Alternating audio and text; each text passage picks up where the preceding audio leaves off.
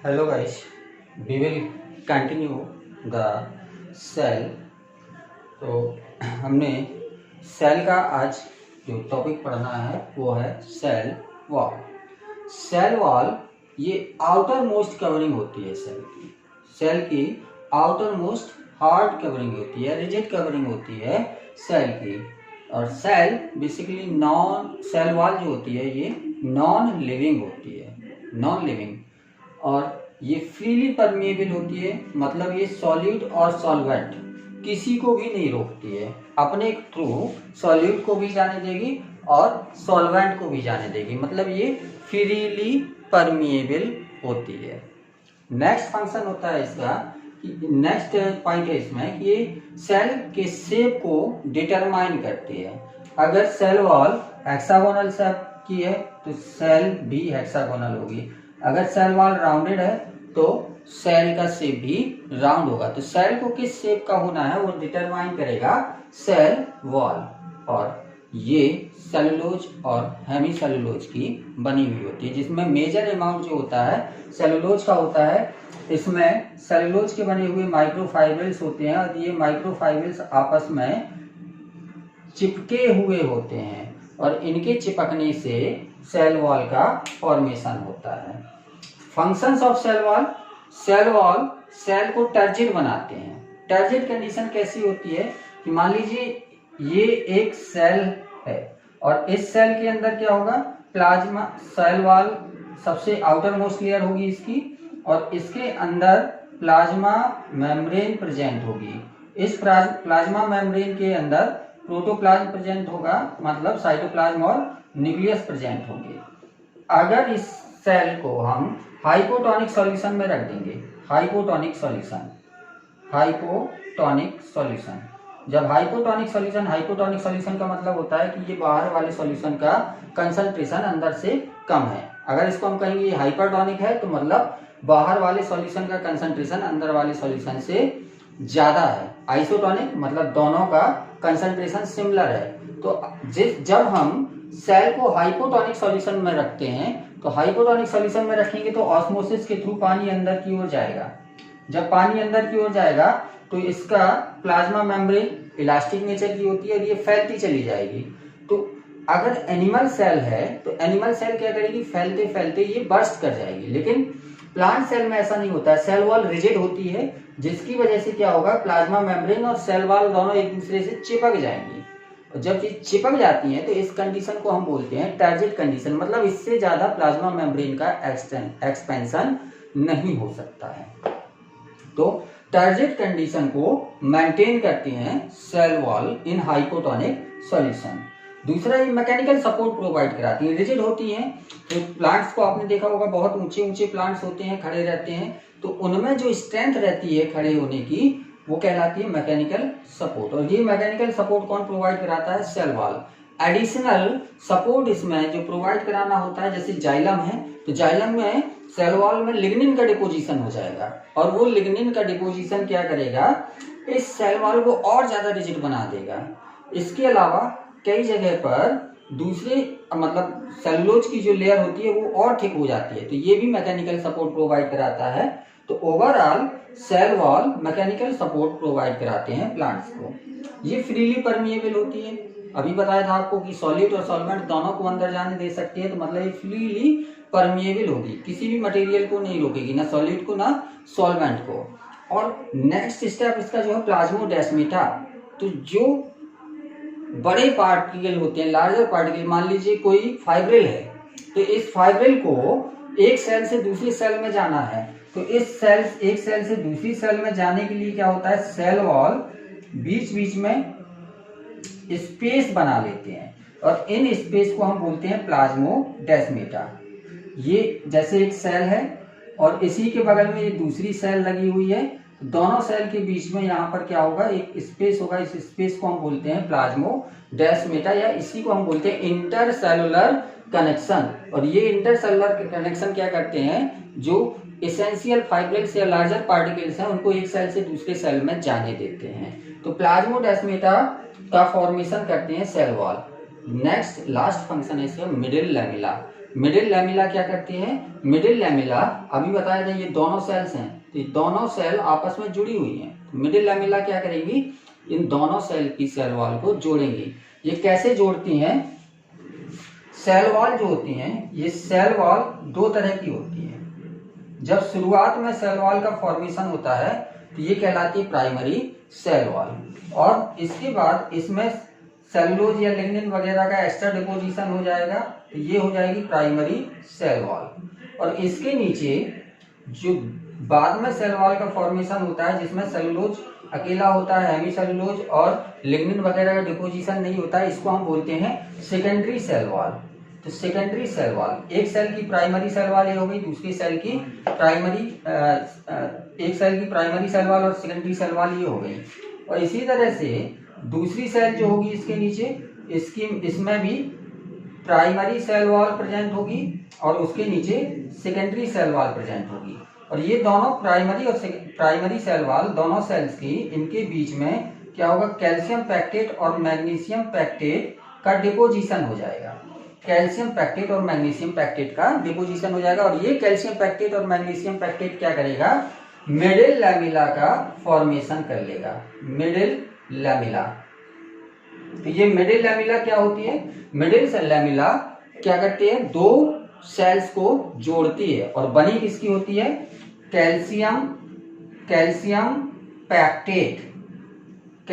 Pectate और magnesium pectate, calcium pectate और magnesium pectate की बनी हुई होती है मिडिल लैमिला। तो मिडिल लैमिला दो सेल को ज्वाइन करती है। सेल वॉल से रिलेटेड एक और टॉपिक होता है प्लाज्मोलिसिस।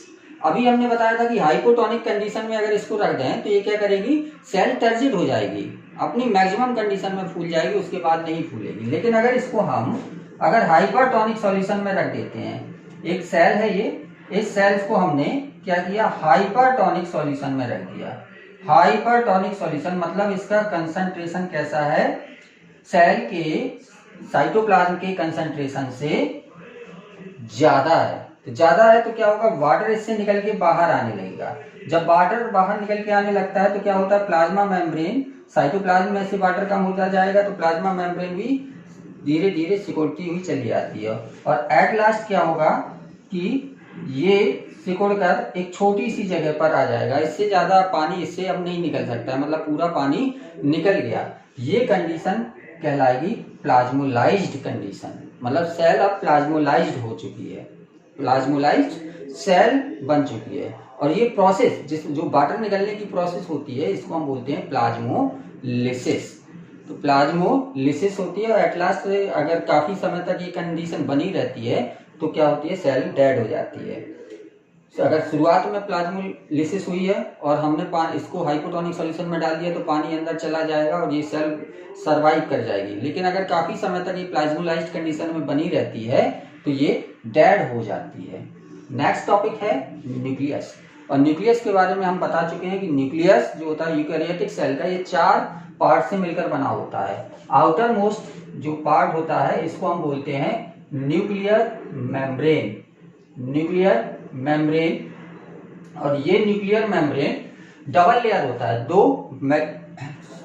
लेयर का बना होता है, आउटर लेयर और इनर लेयर। आउटर लेयर पर राइबोसोम्स या एंडोप्लाज्मिक रेटिकुलम अटैच्ड होते हैं, राइबोसोम्स भी अटैच हो सकते हैं और एंडोप्लाज्मिक रेटिकुलम भी अटैच हो सकते हैं। जबकि इनर लेयर जो होती है ये स्मूथ होती है, और इसके बीच बीच में कुछ जगह पर पोर्स प्रेजेंट होते हैं। इन पोर्स को हम बोलते हैं न्यूक्लियर पोर्स, न्यूक्लियर पोर्स। और ये न्यूक्लियर पोर्स क्या करते हैं, इसके अंदर जो mRNA वगैरह बनता है उसको साइटोप्लाज्म में जाने देते हैं, और साइटोप्लाज्म से मटेरियल को न्यूक्लियस के अंदर आने देते हैं। और इसके अंदर जो लिक्विड पड़ा रहता है, ये पहला पोर्शन था न्यूक्लियर मेम्ब्रेन का, इसके अंदर का जो लिक्विड है, इस लिक्विड को हम बोलते हैं न्यूक्लियोप्लाज्म। तो सेकंड पोर्शन हो गया न्यूक्लियस का न्यूक्लियोप्लाज्म, न्यूक्लियोप्लाज्म। न्यूक्लियोप्लाज्म में और साइटोप्लाज्म में ये डिफरेंस होता है कि न्यूक्लियोप्लाज्म में आरएनए ज्यादा प्रेजेंट होते हैं और राइबोसोम ज्यादा प्रेजेंट होगा, प्रोटीन ज्यादा प्रेजेंट होगी। तो राइबोसोम्स और प्रोटीन ज्यादा होती है न्यूक्लियोप्लाज्म में।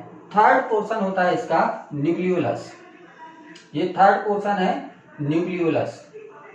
न्यूक्लियोलस जो होता है ये फैक्ट्री होती है राइबोसोम की, इसमें राइबोसोम्स बनते हैं, राइबोसोम्स का फॉर्मेशन होता है। तो nucleolus is factory of ribosomes. और लास्ट पोर्शन इसका होता है क्रोमैटिन थ्रेड। फोर्थ पोर्शन इसका जो है ये होता है क्रोमैटिन थ्रेड। ये क्रोमैटिन थ्रेड जो होता है, ये क्रोमैटिन थ्रेड बना होता है डीएनए और हिस्टोन प्रोटीन का, डीएनए और हिस्टोन प्रोटीन का बना होता है क्रोमैटिन थ्रेड। नॉर्मली जो डीएनए होता है ये थ्रेड लाइक स्ट्रक्चर होता है, लेकिन जितना डीएनए इस न्यूक्लियस के अंदर होना होता है, अगर वो थ्रेड लाइक पोजीशन में रहेगा तो इस न्यूक्लियस के अंदर नहीं आ पाएगा। तो उसकी पैकेजिंग होती है। पैकेजिंग कैसे होती है कि ये डीएनए का थ्रेड है, ये हिस्टोन प्रोटीन के चारों ओर इस तरह से लिपट जाता है। ये हिस्टोन प्रोटीन है, इसके चारों ओर इस तरह से रैप कर जाता है। 3.25 बार लिपटता है ये, 3.25 बार, 2 and 3/4 टाइम्स ये रैप करता है। और इस तरह से ये जो स्ट्रक्चर बन जाता है, इस स्ट्रक्चर को हम बोलते हैं न्यूक्लियोसोम्स। न्यूक्लियोसोम्स, तो न्यूक्लियोसोम्स के फॉर्म में ये पैक होता है, जिसकी वजह से ये न्यूक्लियस के अंदर भर सकता है। वैसे ही है जैसे अगर कपड़ों को हम ऐसे ही सूटकेस में डाल दें बिना तय लगाए तो कम कपड़े आएंगे, और जब हम तय लगा के रखते हैं तो ज्यादा कपड़े उसके अंदर आ जाते हैं। तो सेम प्रोसेस यहाँ पर है, जब ये पैकेजिंग हो जाती है हिस्टोन प्रोटीन के अराउंड तो ज्यादा डीएनए छोटी सी जगह पर आ जाता है। और जब सेल डिवीजन होना होता है तो सेल डिवीजन के टाइम पर क्या होता है कि जब सेल डिवीजन होनी होती है तो उस समय पर ये डीएनए की और ज्यादा पैकेजिंग हो जाती है, डीएनए की और ज्यादा पैकेजिंग हो जाती है और ये रिबन लाइक स्ट्रक्चर बना लेता है इस तरह से। इस रिबन लाइक स्ट्रक्चर को हम बोलते हैं क्रोमोसोम्स। तो क्रोमोसोम्स का फॉर्मेशन केवल सेल डिवीजन के टाइम पर होगा, बाकी टाइम पर क्रोमोसोम्स का फॉर्मेशन नहीं होगा। क्रोमोसोम्स हर एक इंडिविजुअल में क्रोमोसोम्स का नंबर फिक्स होता है। हम लोग ह्यूमन हैं और ह्यूमन में क्रोमोसोम्स का नंबर आपको पता होगा 46 होता है, या इसी को हम बोलते हैं 23 पेयर्स होते हैं। तो ये क्रोमोसोम्स कब बनेंगे? जब सेल का डिवीजन होना होता है, अदरवाइज ये इस तरह से क्रोमैटिन थ्रेड के फॉर्म में प्रेजेंट होंगे। तो this is all about the nucleus. Nucleus के बाद अब हम यहाँ पर क्रोमोसोम का थोड़ा सा स्ट्रक्चर और देख लेते हैं। तो क्रोमोसोम के स्ट्रक्चर में हमने देखा कि क्या है कि कुछ नहीं है, डीएनए और हिस्टोन प्रोटीन इसमें प्रेजेंट होती है और केवल प्रॉपरली रैप हो जाता है। इस प्रॉपरली रैप होने की वजह से ये रिबन लाइक स्ट्रक्चर बना लेता है। इसके अंदर इस तरह से डीएनए और हिस्टोन प्रोटीन रैप होगी, ठीक है, और ये रिबन लाइक स्ट्रक्चर बना लेगा। इस रिबन लाइक स्ट्रक्चर को हम बोलते हैं क्रोमोसोम। और इस डीएनए के एक छोटे पार्ट को, ये जो डीएनए है, इस डीएनए के एक छोटे पार्ट को जो एक कैरेक्टर को रिप्रेजेंट करेगा, इसको हम बोलेंगे जीन। तो जीन क्या है? डीएनए का वो छोटा सा पार्ट है जो एक कैरेक्टर को रिप्रेजेंट करता है, एक कैरेक्टर को रिप्रेजेंट करेगा।